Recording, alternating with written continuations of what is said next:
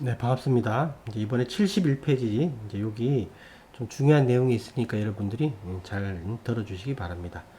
여기 이제 메타 수행에 관련되는 건데, 우리가 이제 메타를 수행으로 우리가 얘기를 하는 이유가 있다라는 거예요. 우리는 이제 메타를 어떻게 보통 생각하냐면, 이제 누군가가 잘 되기를, 모든 존재들이 이제 괴로움을 당하지 않기를, 모두가 행복해지기를, 이렇게 이제 얘기를 하는데, 이게 꼭 이제 어떤 의미냐면, 그냥 상대편이 행복해지기를, 좋아지기를, 고통에서 벗어나기를, 이렇게 이제 바라는 건데, 이 의미가 이제 우리가 그 뒤에 나오는데요. 이 의미를 정확하게 이해할 필요가 있다. 여기서 이제 우리가 메타 수행이라는 거는, 이게 수행이라는 단어가 붙었다라는 거는 발전 여지가 있다라는 거예요.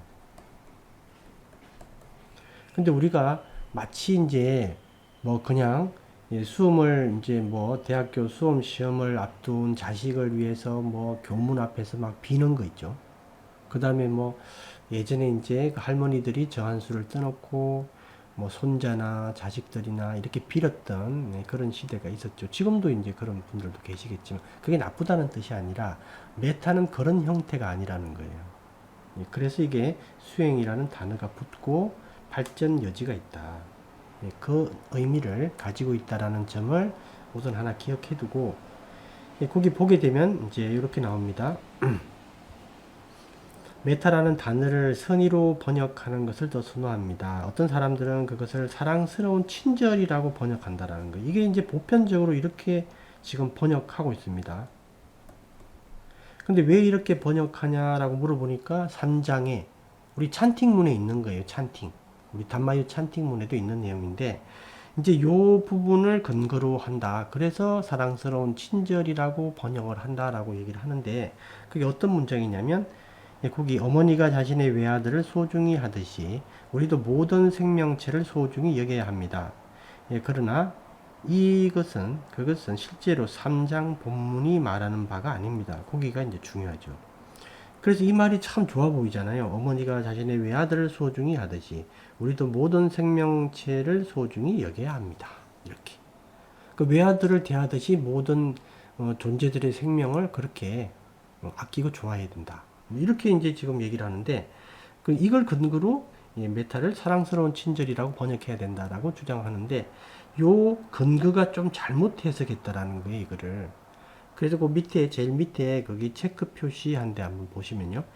어머니가 목숨을 걸고 외아들을 보호하는 것처럼 여기까지는 맞아요. 근데 뒤에 뭘 보호하라는 거냐? 거기서 자신의 메타를 보호하라는 거예요. 다른 존재의 생명이 아니라 자신의 메타를 이렇게 소중히 보호하라는 겁니다. 그러니까 메타가 어떨 때 문제가 되냐면 위급할 때 또는 화가 났을 때 분노가 일었을 때 그죠? 이럴 때 메타가 깨져버립니다. 그래서 이럴 때도 자기가 이 메타를 이렇게 어머니가 외아들을 지키듯이 목숨을 걸고 지키듯이 이렇게 위급하고 아주 급한 상황일 때도 자신의 메타를 끝까지 지켜라는 거예요. 그런 뜻입니다, 이게. 이 찬팅문 문장 자체가. 모든 존재들의 어떤 생명을 자기 외아들처럼 지키라는 게 아니라 자기 메타를 이렇게 지키라는 거예요. 그래서 이거를 loving kindness, 사랑 또는 뭐 사랑스러운 친절 이렇게 번역할 게 아니라 이거는 선의, 좋은 마음 이렇게 번역하는 게 옳다 이 뜻이에요. 여러분들이 여기서 기억해야 될 게 어머니가 목숨을 걸고 외아들을 보호하는 것처럼 뭘 지켜야 된다? 자기의 메타를. 그러니까 어떤 위급한 상황에서라도 자기의 메타를 목숨을 걸고 지킬 만큼 중요하다라는 뜻이에요. 이게. 그래서 요 점을 여러분들이 꼭 하나 기억을 해 두셔야 돼요. 다른 존재의 생명을 이렇게 지키라는 게 아닙니다. 다른 존재의 생명이 중요해요. 근데 이 문장에서는 그 뜻이 아니다. 그래서 이제 말을 하는 거고요. 그 다음 패러그래프에 보면 그것은 어머니가 목숨을 걸고 외아들을 보호하는 것처럼 그와 같은 방법으로 이제 너는 모든 중생을 향한 무한한 마음을 보호해야 된다. 그러니까 자기 그 마음을 보호하는 거예요. 자기의 그 메타를.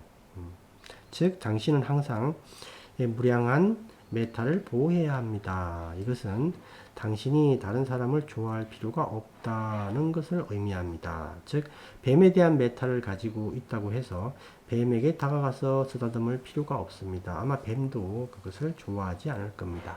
그러니까 이제 뱀에 대한 메타를 갖는 것과 뱀을 사랑하는 것은 다르다라는 뜻이에요. 그 점을 하나 기억해 두셔야 됩니다. 네, 그 다음 페이지를 보시면요. 예, 그 다음 페이지는 한 번은 나의 스승, 이제 조티코 스님이죠. 방에 뱀 한 마리가 들어왔다. 이제 태국의 스님들의 굿띠는 이런 경우가 많아요. 뱀이 들어온 경우가. 그게 왜 그러냐면 이제 막 구멍이 숭숭 뚫려 있으니까 잘 들어오죠. 시멘트로 이렇게 꽉 막아 놓은 이제 굿띠도 있는데 태국은 날씨가 워낙 더워서 이렇게 시멘트로 막아 놓으면 또 단점이 있어요. 그리고 비가 너무 많이 오기 때문에 그 시멘트가 물을 머금고 이게 습기가 내부에 엄청 많이 끼입니다. 그 태국은 이제 주로 굿띠를 이제 나무로 짓는 경우가 많아요. 근데 나무가 이제 이렇게 이염새가 뭐 우리나라처럼 아주 이렇게 재단이 잘 된 형태가 아니라서 이제 이런 뱀도 많이 들어오고 개미도 많이 들어오고 그래요. 그러니까 이제 제일 무서운 게 개미입니다. 개미. 뭐 이게 전갈, 진해 이런 것도 엄청 많아요. 저도 전갈한테 물려봤는데 이 마비가 됩니다. 다리를 물렸는데 다리가 이렇게 고무다리처럼 막 흐느적거리더라고요. 근데 그런 거는 겁나긴 해도 이렇게 견딜만 한데 이 개미가 정말 무서워요. 여러분들은 아마 모를 건데 아 개미가 왜 그렇게 무섭지 할 텐데 이 개미가 막강합니다. 정말 제일 무서워요. 그래 태국은 그 어느 자리든 뭐 도시는 괜찮은데요. 그 지방 같은 데나 어쩌면 우리 절 같은 데도 산이나 이런 뭐 또는 뭐 어떤 도로 같은데 이런데 앉아서 5분 이상 못 있어요. 5분 있으면 몸에 개미가 다 올라옵니다. 그래서 이 개미가 진짜 무서운데요. 뱀도 많아요. 뱀도. 근데 태국 뱀들은 다 이제 좀 맹독이 있는 뱀들이에요. 뱀은. 근데 제가 오랫동안 거기 있으면서도 뱀에 물린 적은 딱 한 번, 어떤 다른 분이 뱀에 한 번 이렇게 물렸는데, 그거 한 번 봤어요. 근데 실제 사고는 거의 안 일어나요, 뱀이. 뱀이 많긴 한데, 뱀한테 물리는 경우는 거의 없다. 그래서 이런 경우가 많이 있다라는 거죠. 이런 경우가. 그래서 이제 그 부분에 대한 이야기인데 한번 쭉 읽어보시면 좋은 내용입니다. 한번 읽어보시고. 예, 그 다음 페이지 73페이지에 보면 메타 수행은 당신이 해야 할 일이므로 깜마에 대한 가르침과 관련이 있습니다. 깜마에 대한 가르침은 또한 메타를 원하는 당신의 동기와 관련이 있고 정확하게 말하면 당신이 다른 사람에게 원하는 것입니다. 이게 중요해요. 이게 메타는 정확하게 말하면 당신이 다른 사람에게 원하는 거다. 예, 그래서 메타 수행은 깜마의 법칙에 대한 통찰을 개발하는 훌륭한 방법이 됩니다. 이걸 잘 기억해 두셔야 돼요.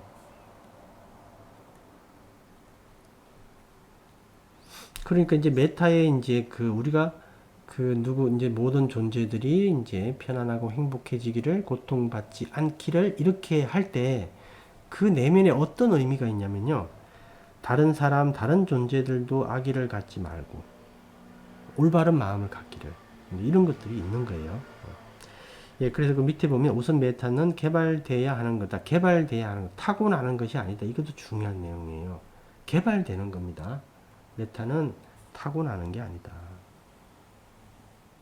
그러니까 메타를 개발하기 위해서는 올바른 가르침과 지혜가 있어야 된다. 그렇게 돼 있고요. 그 다음에 그 밑에 또 줄친 부분이 있죠. 이것은 당신이 닦아야 하는 겁니다. 이것은 당신이 개발할 자질이다. 개발을 해야 되는 문제다. 그러니까 내재되어 있는 게 아니다. 그러니까 뭔가 개발해야 될 어떤 여지가 있는 부분이 있다라는 거예요. 그래서 이제 그 내용이고, 그 다음 페이지를 보게 되면요. 메타의 동기와 관련해서 당신은 스스로를 위해 메타를 원합니다. 그러나 그것은 당신이 모든 사람들 중 하나이기 때문도 아니고 모든 사람들이 붓다의 마음, 즉 불성을 가지고 있기 때문도 아닙니다. 그 다음에 우리는 매우 힘든 상황에도 조차 우리의 행동이 꾸살라가 되기를 바라기 때문에 메타를 원합니다. 요 점을 잘 기억하시라는 거예요. 그래서 이제 이거를 목숨 걸고 지켜야 된다. 그 정도로 중요한 측면이 있다라는 거예요. 메타를. 자기가 메타를 이렇게 키워 나가다가 한번 탁 깨지면 메타가 깨지는 거예요, 이게. 그것 때문에 잘 키워서 점점 이렇게 커지게 해야 됩니다.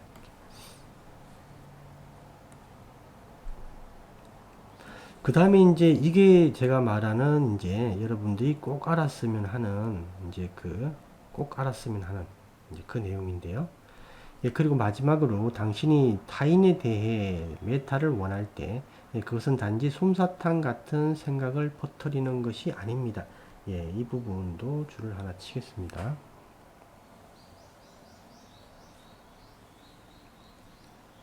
예, 부탁께서는 말씀하십니다. 기본적으로 당신이 원하는 것은 그들의 행복의 원인을 이해하고 요겁니다. 거기가 중요해요. 그러니까 당신이 이제 우리가 이제 어떤 모든 존재들이 행복해지기를 이렇게 얘기할 때 그 의미가 이거라는 거예요. 예, 그들이 행복의 원인을 이해하고 그에 따라 행동할 수 있기를 희망합니다. 이 의미가 내포되어 있다라는 거예요. 이 점을 여러분들이 꼭 이해하시라는 겁니다. 이게 이제 어떤 의미냐면 설명을 간단히 드리면 내가 A라는 사람이 B에게 행복하기를 하고 이제 메타를 보냈다고 해요. 그러면 여기서 이제 중요한 게 뭐냐면 이 사람이 이렇게 빌어줬구나. 이건 좋은데 그럼 어떤 행복을 원하냐? 이 행복이 도대체 뭘 말하는 거냐? 이게 중요한 부분이에요. 그러면 만약에 A가 B에게 뭐 그냥 어떤 행복이든 그냥 행복해져라. 뭐 그렇게 이제 빌었다 그러면 이게 조금 잘못된 거라는 겁니다. 왜냐하면 행복에는 여러 종류가 있다라는 거예요. 잘못된 행복도 사실 더 많죠. 그래서 우리가 뭐 돈을 뭐 많이 벌고자 하는 욕망이 B가 있는데 돈 많이 버세요. 뭐 이런 우리 말 많이 하죠. 사회에서. 그 다음에 높은 지위를 얻으세요. 또는 뭐 명예를 얻으세요. 좋은 차를 얻으세요. 좋은 차나 집을 얻으세요. 이제 이렇게 왜냐면 대부분의 이제 일상의 사람들이 이런 것들에 대해서 행복을 느끼니까요. 그죠? 그런데 우리가 이제 이런 행복을 빌어줘서는 별 의미가 없다라는 겁니다. 그러니까 이 행복을 빌어주는 거는 메타가 아닐 수 있다. 왜냐면 이 행복에는 뭐가 있죠? 따나가 있죠. 나쁜 따나가. 그죠? 그래서 우리가 행복해지기를 할 때 이런 행복을 원해서는 안 된다라는 거예요. B한테. 그럼 어떤 행복을 원해야 되냐면 우리가 장기적인 행복. 그 다음에 더 나아가서 영원한 행복이죠. 장기적인 행복이 뭐예요? 장기적인 행복은 B가 어떤 좋은 선행을 많이 쌓아서 다음 생에 행복한 곳에 태어나는 것 이걸 얘기를 하는 거죠. 그래서 이번 생에 공덕을 많이 지어가지고 좋은 세상에 태어나기를 이런 뜻이에요.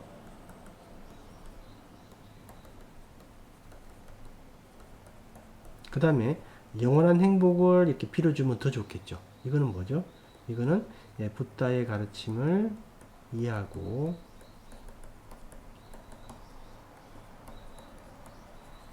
이에 따라 수행해서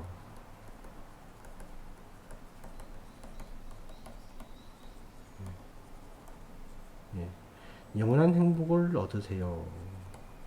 이 뜻이잖아요. 그죠? 그래서 다시 태어나지 않는 그런 괴로움의 종식에 이르게 되기를 이 뜻이잖아요. 그래서 우리가 지금 A가 B에게 행복하기를 이렇게 원할 때 그 의미가 이게 돼야 된다는 겁니다. 이 밑에 부분이. 그러면 장기적인 행복을 얻기 위해서 이번 생에 공덕을 많이 쌓고 그래서 다음 생에 좋은 세상에 태어나야 되는데 공덕을 쌓으려면 어떻게 돼야 돼요? 계율지킴을 해야 되고 이 사람도 메타를 해야 되죠. 그 다음에 이 사람도 보시행을 이렇게 하고 그러면 이거를 해라는 뜻이에요. 즉 무슨 말이냐면 A가 B에게 행복하기를 이 말 뜻이 B가 이걸 하라라는 뜻이에요. 즉 B가 막 돈 많이 벌고 높은 지위를 얻어도 행복하라. 이거는 잘못된 메타다라는 거죠. 그럼 진정으로 행복을 빌어주는 게 뭐냐? B가 장기적인 행복을 얻도록 이렇게 빌어주는데 그 내용이 B도 이번 생에 계율을 잘 지키고, 즉 5계를 잘 지키고, B도 이제 메타를 많이 보내고, 메타를 많이 개발하고, 보시행도 하고, 그래서 좋은 공덕을 많이 지어서 다음에 사람으로 태어나든 천상에 태어나든 좋게 태어나기를, 이게 이제 훨씬 더 가치 있는 행복이죠. 그죠? 그 다음에 더 가치 있는 건 이거죠. 붓다의 가르침을 이해하고 이에 따라 수행해서 영원한 행복을 얻기를, 이렇게 빌어주는 게 사실 더 좋죠. 그죠? 근데 그 사람이 이제 뭐 붓다의 가르침에 전혀 관심이 없다. 그러면 이제 첫 번째 걸로 가야 되겠죠. 예, 그래서 이제 이 첫 번째 거든 두 번째 거든 우리가 이제 행복하기를, 편안해지기를, 괴로움에서 벗어나기를 할 때도, 그 괴로움에서 벗어나기를 할 때도 그 괴로움도 마찬가지죠. 우리가 이 삼사라에서의 여정이 괴로움이죠. 실질적인 괴로움. 여기서 벗어나기를 이 뜻이라는 겁니다. 그러니까 1번 아니면 2번이에요. 특히 2번이죠. 이런 의미로 우리가 메타를 하는 거예요. 그러니까 아무런 생각 없이 단순히 B가 그냥 행복해지기를. 그럼 B는, 이 사람은 단마에 관심이 없는 사람인데, 이 사람은 그냥 자기는 돈만 많으면 좋다 이런 사람인데, 그러면 돈 많이 버세요 이거하고 똑같잖아요. 근데 수행자로서 이런 메타를 보내는 거는 좋지 않습니다. 이것도 뭐 안 하는 것보다는 나은데 이게 올바르지가 않다라는 거예요. 이 돈에 대해서 B가 욕망을 많이 가지고 있는데 거기에 대해서 더 욕망을 가지세요 이 뜻하고 똑같아요. 그죠? 그래서 우리가 잘 이해하셔야 될 거는 행복하기를, 괴로움에서 벗어나기를, 이 의미가 이런 뜻이다라는 거예요. 그래서 이번 생에서 첫 번째 거는 이제 이렇게 하고, 또 더 나가서 또 가르침에 따라서 이해하고 수행하고, 이렇게 해서 진정한 행복을 얻기를, 이게 진정한 행복이죠. 이걸 빌어줘야 되는 겁니다. 그래서 메타가 이거라는 거예요. 그래서 이게 진정한 행복의 범주에 들어가는데, 이걸 우리가 계속 올바른 메타를 이런 식으로 해서 계속 타인에게 또는 모든 존재들에게 이렇게 메타를 계속 보내게 되면 자신의 마음이 이 의미에 대해서 좀 더 자꾸 알게 되고 이해하게 돼요. 왜냐면 자기가 이렇게 메타를 보냈을 때 자기에게, 자기 마음에 이렇게 울려 퍼져 나오는 어떤 기쁨 같은 게 있거든요. 순수한 자연스러운 기쁨 같은 게, 또는 뿌듯함 이렇게 표현을 해도 되고요. 이런 게 있는데, 이런 부분을 자기가 느끼면서 참 이 방향이 맞구나, 이 방향이 더 맞구나, 그죠? 붓다의 가르침을 따라서 이걸 이해하고 수행하는 게 이게 더 맞구나, 이 자기 마음 스스로 메타를 보내면서 이거를 자꾸 확인하는 거예요. 그래서 수행에 더욱더 더욱더 열의를 가지고 수행에 대해서 더욱더 이해하게 된다. 그래서 이거를 메타 수행이라고 얘기를 하는 겁니다. 이렇게 계속 염원을 해주면요, 자기 마음도 이렇게 따라가요. 그 점을 꼭 이해하시라는 겁니다. 그래서 제가 이 부분을 이렇게 얘기를 계속 해드리는 거다. 그래서 여러분들이 다른 건 모르더라도 이번 시간엔 이거 하나는 꼭 기억해 주셨으면 좋겠습니다. 그러니까 메타를 이렇게 하라는 거예요. 이렇게 수행 전후에 하라는 겁니다. 모든 존재들에 대해서. 이러면 공덕도 쌓고 자기 바와도 넓어지고 많은 도움을, 보이지 않는 도움도 받을 수 있고, 이런 것들이 있다라는 겁니다. 그래서 그 점을 여러분들이 꼭 기억해 주시기 바랍니다.